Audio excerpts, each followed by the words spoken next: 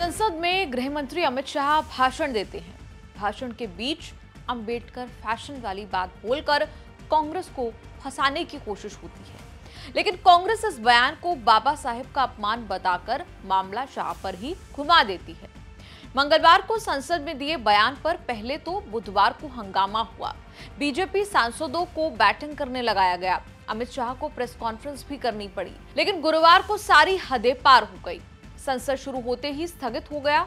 बाहर विपक्षी सांसदों ने नीली क्रांति के साथ हल्ला बोल किया हुआ था।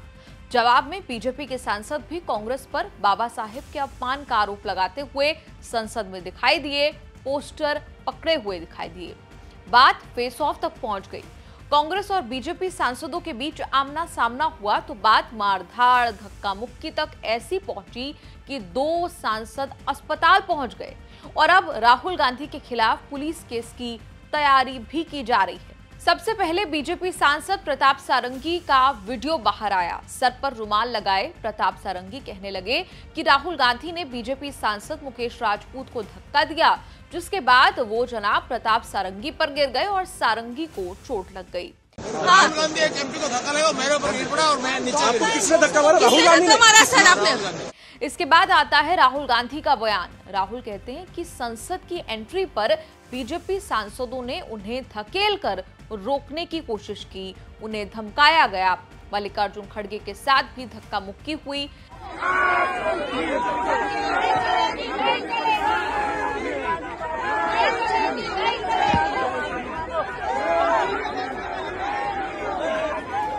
लेकिन राहुल ने कहा हमें धक्का मुक्की से कुछ होता नहीं है। नहीं, देखिए मैं पता नहीं आपके, शांत हो जाए, आपके कैमरा में होगा।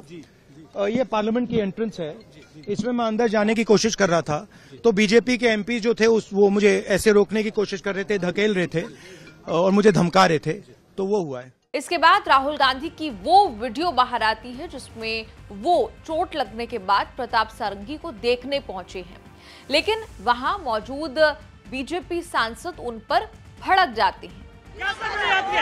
गुंडा करते हो, बूढ़े को गिरा दिया जाता है। उधर बीजेपी सांसद मुकेश राजपूत की अस्पताल में इलाज की तस्वीर भी बाहर आती है। बताया जाता है कि उन्हें आईसीयू में एडमिट किया गया है और कंडीशन सीरियस है। वहीं प्रधानमंत्री नरेंद्र मोदी ने कॉल करके दोनों सांसदों का हाल जाना। इस बीच मामला इतना बढ़ गया कि बीजेपी सांसद अब राहुल गांधी की शिकायत पार्लियामेंट स्ट्रीट पुलिस स्टेशन में पहुंचकर कर रहे हैं।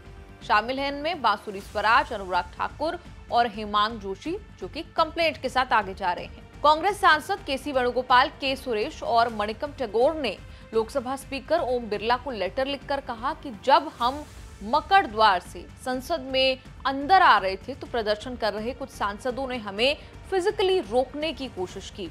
सत्ता दल के 3 सांसदों ने राहुल गांधी को फिजिकली मैनहैंडल किया।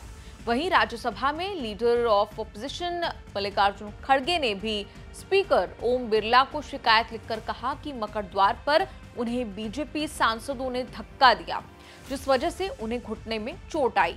खड़गे ने कहा कि मेरे घुटनों में पहले ही सर्जरी हो चुकी है। बता दें कि मल्लिकार्जुन खड़गे को चलने फिरने में दिक्कत है, लेकिन विपक्ष के हौसले को हौसला देने के लिए वो पैदल मार्च में निकल पड़े।